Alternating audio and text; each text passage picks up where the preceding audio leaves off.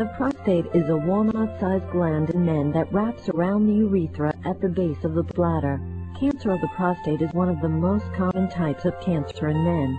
Radical prostatectomy is a surgical procedure during which the prostate gland, surrounding tissue, and seminal vesicles are all removed. Depending on your situation, your surgeon may also choose to remove lymph nodes in the area.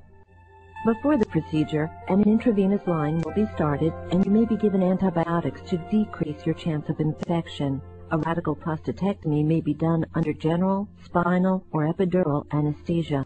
If you receive general anesthesia, you will be asleep for the duration of the procedure, and a breathing tube will be inserted through your mouth and into your throat to help you breathe during the operation.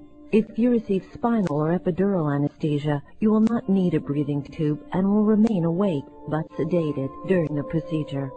Radical prostatectomy may take between 90 minutes and 4 hours. Your surgeon will choose one of two approaches, retropubic or perineal. In some cases, a laparoscopic approach may be an option. In retropubic prostatectomy, your surgeon will remove the prostate through an incision in the lower part of the abdomen. In perineal prostatectomy, he or she will approach the gland through an incision in the perineum, which lies between the rectum and the scrotum. In laparoscopic prostatectomy, your surgeon will dissect the prostate from its surrounding structures using instruments placed into the abdominal cavity through small keyhole incisions. He or she will then widen one of the incisions slightly to remove the gland. Nerve-sparing techniques can be utilized with any of these three approaches.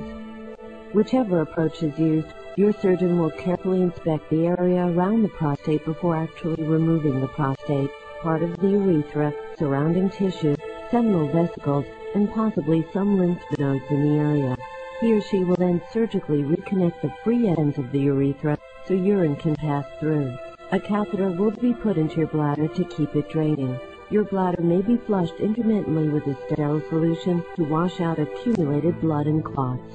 After the procedure, your breathing tube will be removed and you will be taken to the post-surgical recovery area for monitoring.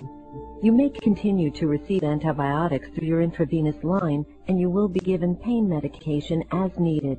Most patients are released from the hospital 2 days after the procedure. The bladder catheter usually remains in place for 10 days to 2 weeks after surgery.